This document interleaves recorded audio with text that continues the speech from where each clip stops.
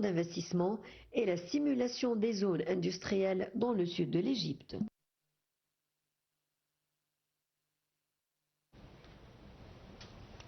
Donc, de retour pour parler du port de Safeg qui connaît donc une transformation majeure et il devient actuellement un hub régional, un hub logistique régional et international grâce bien sûr au projet Safeg 2.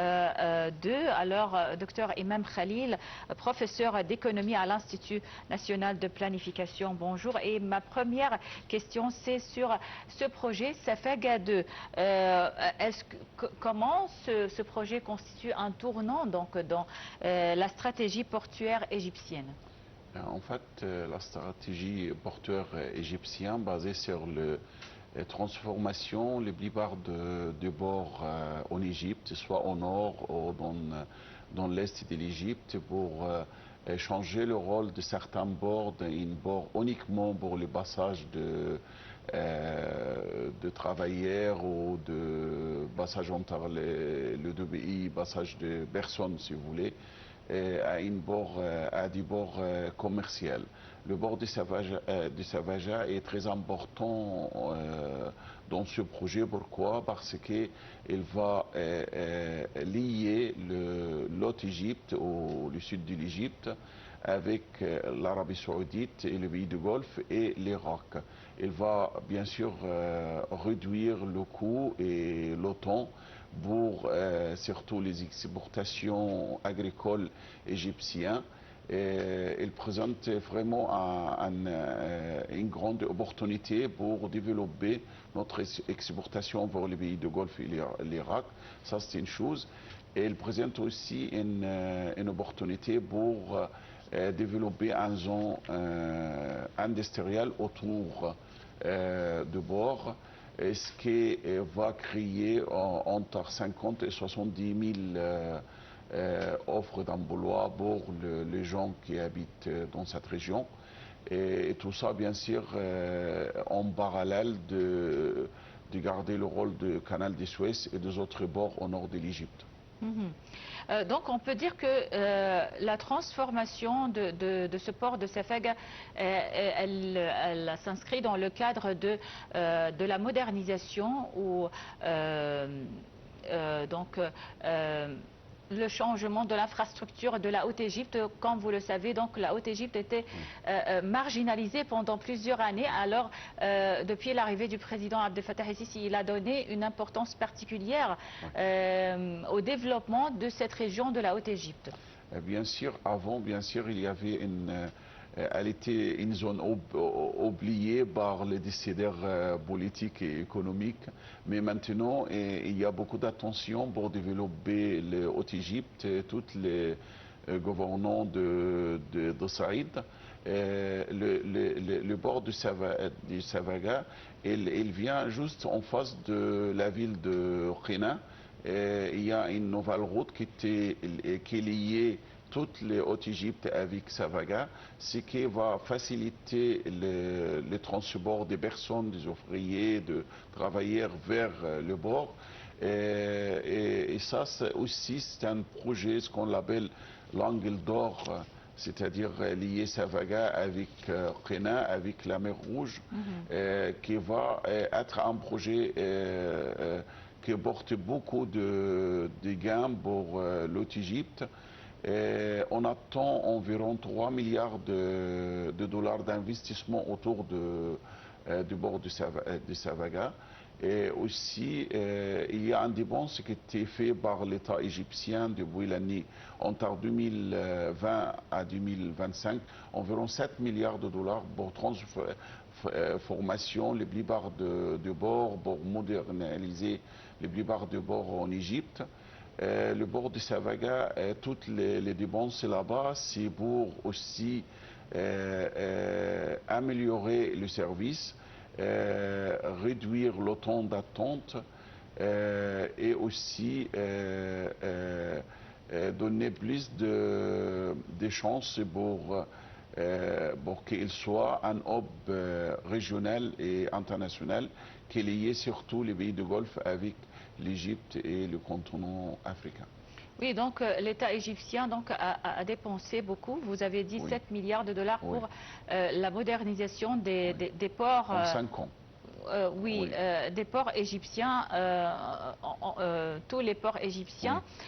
Selon vous, quels sont les défis donc, qui peuvent affronter le gouvernement égyptien ou ces ports pour concurrencier, avoir une concurrence avec les ports internationaux?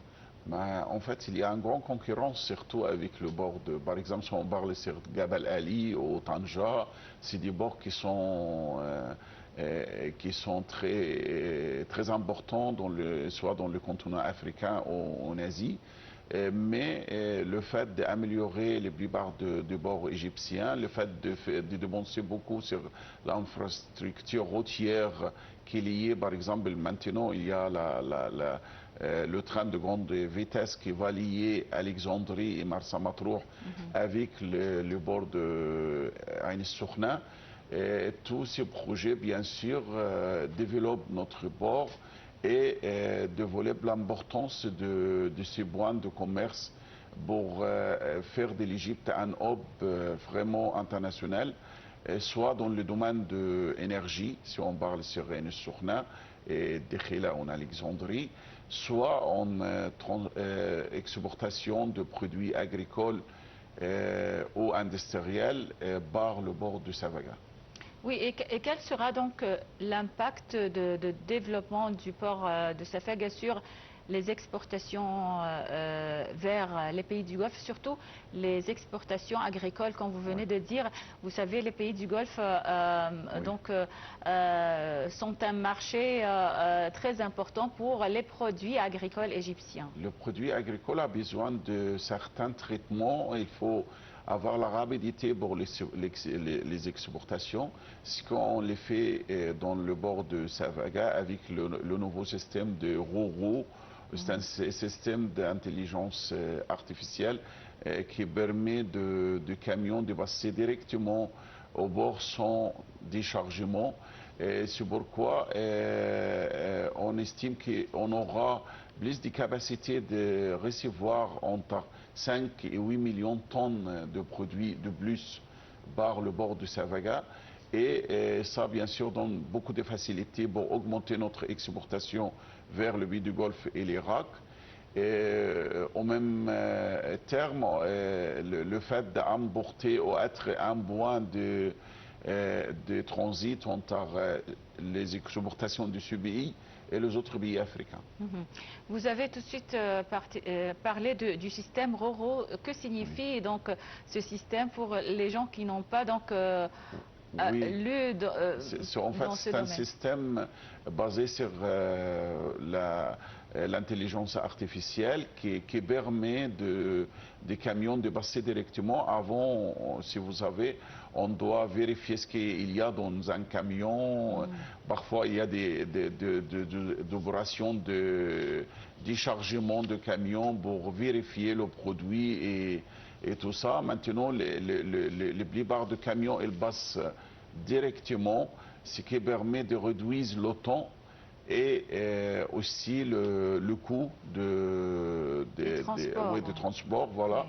Et c'est un système qui va être appliqué dans tous les bords en Égypte, qui met aussi de l'Égypte, qui facilite les échanges commerciaux, soit export en bord, entre l'Égypte et les autres pays. Oui, et concernant l'investissement, comment donc ce projet de Safaga, du port de Safaga 2, comment il peut donc relancer les investissements ou attirer des investissements industriels et logistiques vers cette région de la Haute-Égypte? Oui, en fait, on attend environ 3 milliards de dollars d'investissements étrangers qui peut être installés autour de zone de Savaga.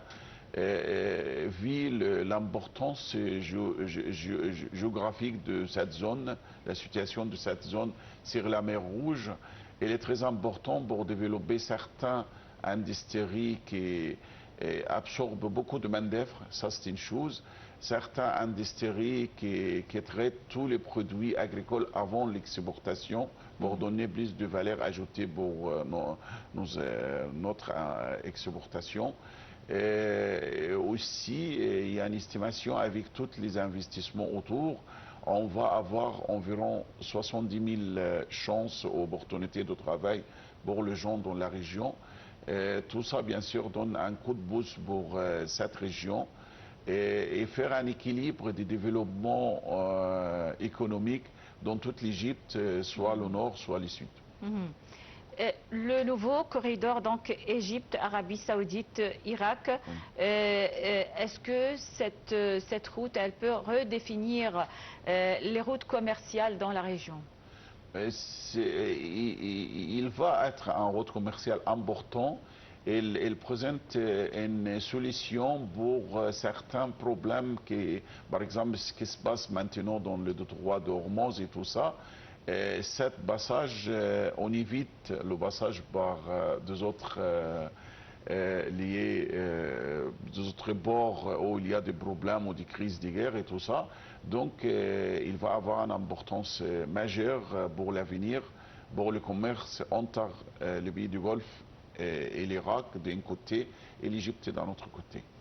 Oui, est-ce que ça va avoir aussi, ça va être une solution donc pour l'exportation non seulement des produits agricoles, mais aussi du pétrole, par exemple, et du gaz entre l'Égypte et les pays du Golfe, et à travers l'Égypte, on peut oui. Donc transférer le pétrole ou le gaz vers d'autres pays. Est-ce que c'est possible? C'est possible, mais il y a deux autres ports qui peuvent jouer le rôle que vous avez mentionné. C'est le bord de Enis Sokhna, qui va lier une partie de l'ouest de l'Arabie Saoudite avec la Suisse. Et en fait, c'est moins de coûts par rapport à l'exportation par des navires entre l'Arabie Saoudite et l'Égypte. Ça passe directement par des canaux. D'autres canaux. Exactement. Oui. Oui. Et quelle est la place ou l'importance du port de Safaga par rapport aux autres routes commerciales comme le canal de Suez par exemple? Est-ce que c'est moins important ou Non, en fait, c'est une diversité de notre diversité de rôle des ports en Égypte, c'est-à-dire certains ports comme Safaga va jouer un rôle important pour lier certains pays avec l'Égypte et surtout le sud de l'Égypte, l'autre Égypte. Et deux autres bords vont jouer un autre rôle un peu différent comme Enis Sokhna qui est pas loin des zones industrielles du canal de Suez qui permet pour des entreprises multinationales d'exporter leurs produits directement vers l'Europe et l'Afrique. Donc je crois que le bord de Safaga va être un des bords les plus importants en termes régionaux, si vous voulez, qui va lier une partie de l'Égypte avec certains pays du Golfe. Docteur Imam Khalil, vous avez parlé des systèmes intelligents et des équipements modernes qui influencent bien sûr ce commerce des marchandises. Comment?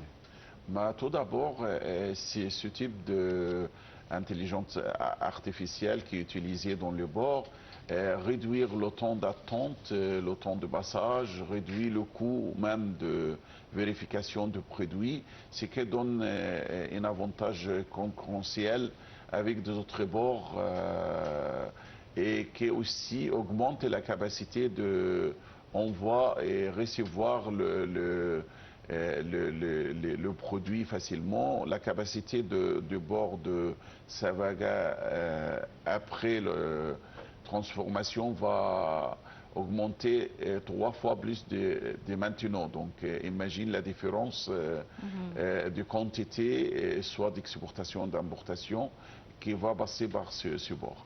Oui. Concernant toujours la Haute-Égypte, est-ce que le nouveau port de Safaga ou la transformation donc du port de Safaga en un hub logistique, quel est son impact sur l'emploi, sur le développement de cette région de la Haute-Égypte, sur le développement économique surtout de cette région de la Haute-Égypte? Vous savez que cette région est, on peut dire que c'est toujours donc un centre pour le tourisme seulement. C'est le seul, je pense, activité, c'est la seule activité économique et aussi l'agriculture bien sûr. Mais comment on peut développer donc cette zone économiquement? Oui, en fait, il y a une vision de différentes zones industrielles autour de Safaga. De bord. Comme le canal de Suez. Exactement, c'est une expérience. Maintenant, on a l'expérience de créer des zones industrielles dans certains lieux en Égypte. Et ça, ce sera la stratégie de développer, une partie de la stratégie de développer le bord du Sahara, de faire une zone industrielle surtout pour l'industrie qui est basé sur le produit agricole. Voilà, pour donner plus de valeur ajoutée lorsqu'on exporte ce produit au lieu de l'exporter directement. Il y a aussi d'industrie qui va traiter certains minéraux en Sinaï autour. Et aussi, c'est un type d'industrie qui absorbe beaucoup de main-d'œuvre. Aussi, il va développer cette région pour avoir plus de services autour. Donc, il va être un point d'attractivité, soit pour les peuples égyptiens qui souhaitent participer ou être un membre de travailler là-bas, soit pour les investissements étrangers.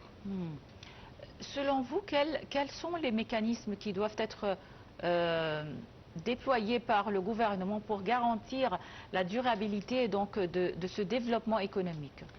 Le développement durable, c'est un terme important.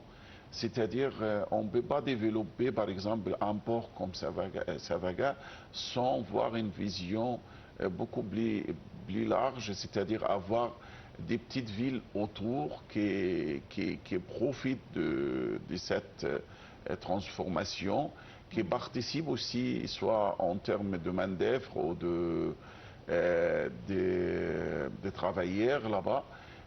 Donc maintenant, à chaque fois il y a une zone industrielle, on va trouver de nouvelles villes autour pour développer cette zone qui a besoin vraiment de main-d'œuvre encore plus que maintenant. Oui. Alors, docteur Imam Khalil, professeur d'économie à l'Institut national de planification, merci beaucoup pour avoir accepté notre invitation et passé une excellente journée. Et mesdames et messieurs, c'est ainsi que nous arrivons à la fin de cette édition de Bonjour l'Égypte. Merci pour votre attention et passez d'excellents moments avec la suite de nos programmes.